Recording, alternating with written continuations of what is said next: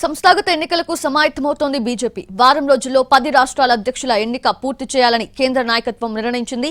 ఇందులో భాగంగా మహారాష్ట్ర, పశ్చిమ బెంగాల్, ఉత్తరాఖండ్ రాష్ట్రాలకు ఎన్నికల అధికారులను నియమించింది. రాష్ట్ర అధ్యక్ష, జాతీయ కౌన్సిల్ సభ్యుల ఎన్నికకు సంబంధించి ఎన్నికల అధికారులను నియమిస్తూ పార్టీ జాతీయ రిటర్నింగ్ అధికారిగా ఉన్న ఎంపీ లక్ష్మణ్ ప్రకటన రిలీజ్ చేశారు. త్వరలో ఏపీ, తెలంగాణ రాష్ట్రాలకు సంబంధించిన ఎన్నిక ప్రక్రియ కూడా ప్రారంభమయ్యే అవకాశం ఉంది.